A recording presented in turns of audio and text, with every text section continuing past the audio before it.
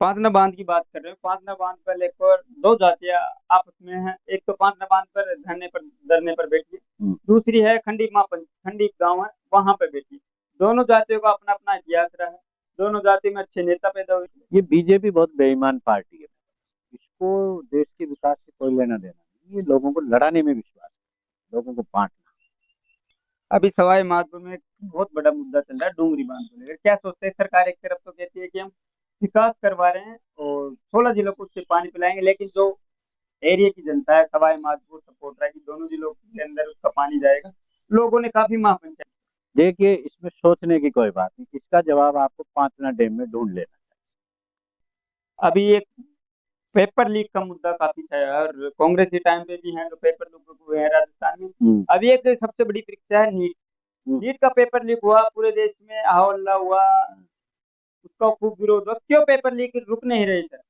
क्या कारण रहा है? देखो, बीजेपी में भी इसलिए होते हैं, कांग्रेस में भी होते हाँ, ये दोनों ही देखो, इसमें चाहे कांग्रेस हो चाहे बीजेपी, दोनों ही इस मामले में कहूंगा कि चोर चोर मुशेरे भाई। हैं। चोर चोर मुझसे। मुशेरे भाई दोनों ही एक दूसरे के, कम्युनिस्ट हो चाहे कांग्रेस हो चाहे बीजेपी, सारे ही भ्रष्टाचार के मामले में एक दूसरे में तो लड़ा हूँ जिंदगी भर करप्शन से।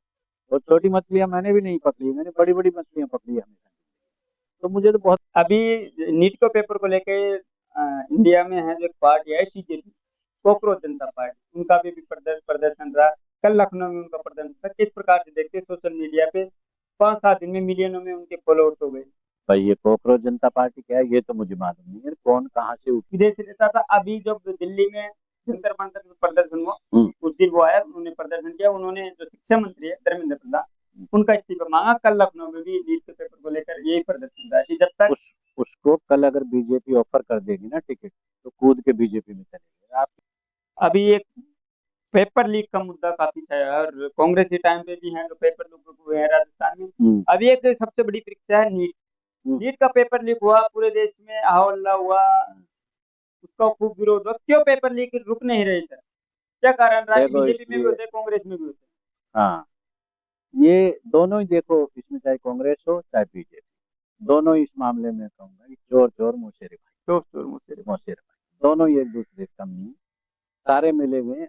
और यहाँ एक पंगु संस्था आरपीएससी जिसको बोलते हैं, उसमें ऐसे जोकर बिठाते हैं, वो सरकार से ऑर्डर लेते हैं। अदरवाइज आरपीएससी एक ऑटोनॉमस संवैधानिक संस्था है। उसमें बैठने वाला चेयरमैन और मेंबर, उनको सरकार से ऑर्डर बिल्कुल नहीं लेना चाहिए, क्योंकि निर्णय लेने की पावर उनकी है और उनको हटाया नहीं जा सकता, ये उनको भी मालूम है। लेकिन जब ब्यूरोक्रेसी के लोग, जो इस तरह के जोकर्स कुछ बाहर से एकेडमिशियंस बैठाते हैं, वो अपनी अपनी पार्टियों के लोग होते हैं, चाहे कांग्रेस के हो चाहे बीजेपी, को पैसे बनाने का एक इंस्टीट्यूशन उन्होंने बना रखा है।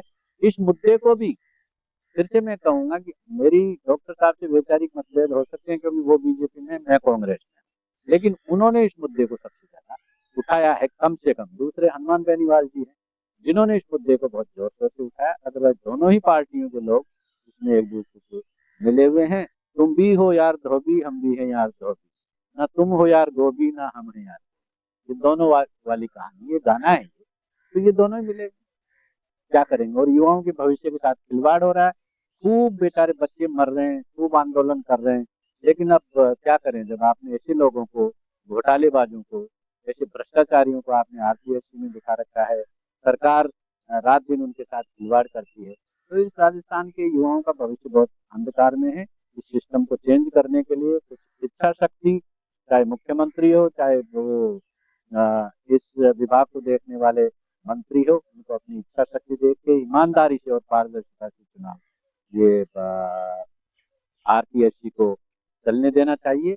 और उसको पूरा अधिकार जो है आरपीएससी के लोगों को, उनको भी आप पूरी स्वतंत्रता दीजिए। आरपीएससी के चेयरमैन और मेंबर्स मेरे तो मित्र हैं, मेरे तो अच्छे जानकार हैं, मैं तो उनको भी खूब कहता रहता हूँ कि भाई आप डरते क्यों हो?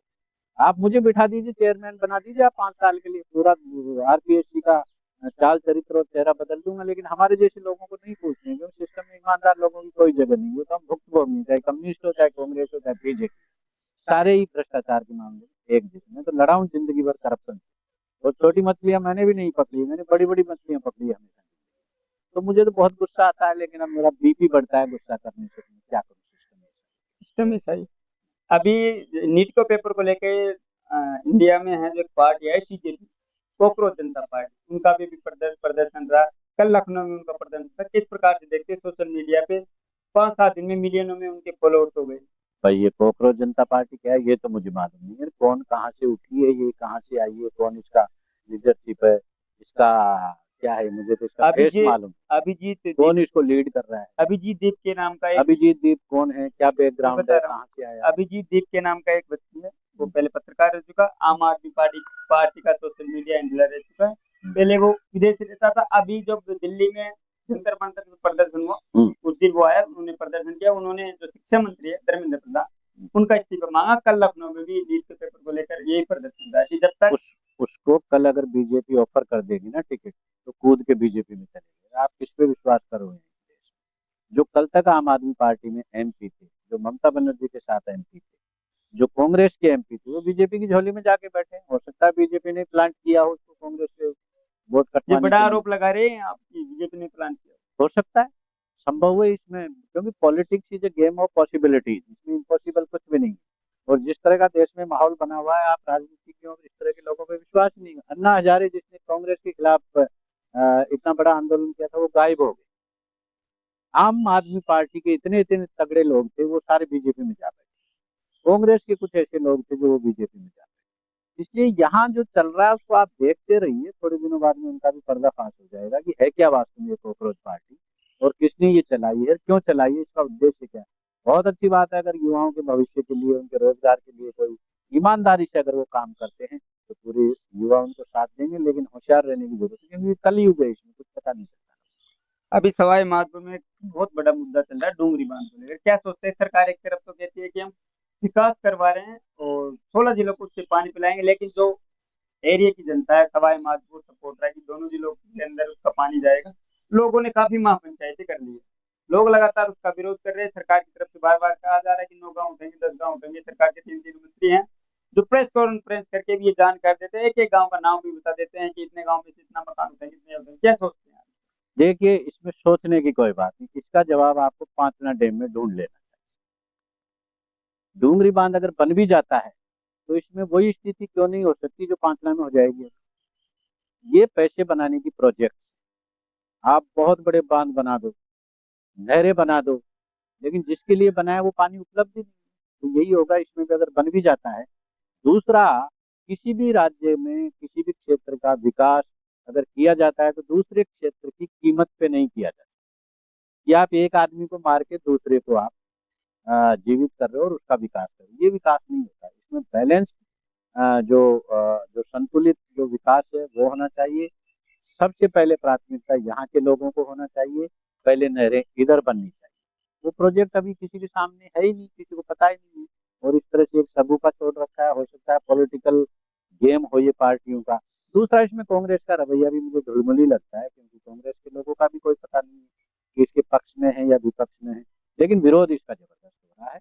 लोगों को विश्वास में लेके किया जाना चाहिए, क्योंकि पांचना जैसी स्थिति ना हो जाए कि वहाँ 20-30 साल से बांध बना हुआ है, पानी की एक बूंद के लिए दोनों समुदाय लड़ रहे हैं।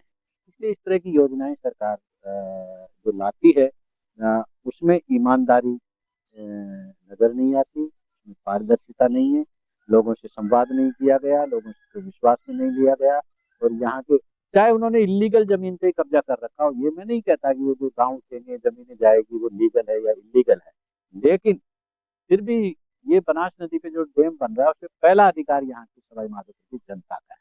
उसके बाद में भरतपुर ले जाए, महुआ ले जाए, कहीं भी ले जाए, लेकिन पहले पानी उनको मिलना चाहिए। लेकिन यही स्थिति होगी जो पांचना डैम की होगी अगर बात करता है तो। पांच इसलिए नवा जनता की आवाज को सुना जाना चाहिए, और इसके लिए एक एक विश्वास की भावना लोगों में बनाना बहुत पांचना बांध की बात कर रहे हो। पांचना बांध पर लेकर दो जातियां आपस में हैं। एक तो पांचना बांध पर धरने पर बैठी है, जरूरी। दूसरी है खंडी गांव है वहां पर बैठी है। दोनों जातियों का अपना अपना इतिहास रहा है। दोनों जाति में अच्छे नेता पैदा हुए हैं, लेकिन कहीं ना कहीं ये पांचना बांध को लेकर दोनों जातियां आमने सामने हैं, क्योंकि 2005 से पांचना बांध का पानी है वो नहीं खुला है।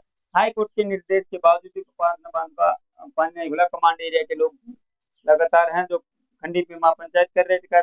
कल हमारे जो लोकसभा में सांसद थे वो भी गए थे। क्या कहेंगे पांचना बांध को? ये बीजेपी बहुत बेईमान पार्टी है। इसको देश के विकास से कोई लेना देना नहीं, ये लोगों को लड़ाने में विश्वास है, लोगों को बांटना, लोगों को लड़ाओ और इनके बीच में इनका राजनीतिक रोटियां वो सेक रहे हैं अभी। न पानी गुजरों का होता न मीणाओं का होता। क्या उस एरिया में और जातियां नहीं रहती क्या? लेकिन ये जानबूझ के इस तरह का नेरेटिव बनाया जा रहा है कि गुजर और मीणाओं की लड़ाई है। गुजर और मीणाओं की लड़ाई हो ही नहीं सकती, क्योंकि गुजर और मीणा तो भाई भाई रहे हैं, शुरू से भाई पड़ोसी रहे हैं। इनके तो रोटी पानी आग एक दूसरे के चूल्हे से आता है डेली। तो ये जानबूझ के जो बीजेपी इनके बीच में क्रिएट कर रही है, क्योंकि दोनों ही कांग्रेस के स्तंभ है, दोनों समुदाय, इनको कैसे लड़ा के राजनीतिक रोटियां सेकी जाए वो गेम चल रहा है। पानी का जहां तक सवाल है, जो केचमेंट एरिया हो, चाहे वो कमांड एरिया हो, चाहे जो मेन जो बांध जहाँ से बना है वहां से सबको पानी मिलना चाहिए। पानी किसी का रोका नहीं जाना चाहिए, क्योंकि जिसके लिए प्रोजेक्ट बनी थी, जिसके लिए कैनाल बनी थी, उनको पानी तो मिलना चाहिए। अब उसमें हाई कोर्ट का ऑर्डर भी आ गया है। अब सरकार दोनों पक्षों को बुला के जो विरोध कर रहे हैं उनको भी बुलाए, इनको भी बुलाए, लेकिन बुला के उनसे बात ही नहीं कर रही, वो आपस में भिड़ा रहे हैं वो। तो समाज, दोनों ही समाज में कुछ लोग ऐसे हैं जो वो भी अपनी राजनीतिक रोटियां सेकना चाहते हैं, कोई उधर जाता है, कोई उधर जाता है, कोई कुछ बोलता है। तो ये बिल्कुल अच्छी स्थिति नहीं है, क्योंकि गुर्जर मीणाओं की लड़ाई होना बिल्कुल संभव नहीं है। पहले का जमाना था जब अनपढ़ लोग थे, अशिक्षित थे, तो हो जाती थी। लेकिन आज के जमाने में पढ़े लिखे लोग, और इनको भिड़ाने की जो बदनीयती है बीजेपी की, वो बिल्कुल गलत है। और इसका समाधान सरकार को करना चाहिए। हमने सरकार क्यों चुनी है? लड़ाने के लिए चुनी है या जनता को एक जगह करने के लिए? तो सरकार के जो भी जनप्रतिनिधि है उनके बीच में जाके उनको समझाए और इसका समाधान जल्दी से जल्दी निकालें, क्योंकि 20 साल का टाइम बहुत होता है और करोड़ों रुपए उसमें खर्च, और फायदा लोगों को मिल नहीं रहा। ये डूंगरी बांध में भी ऐसा ही होगा।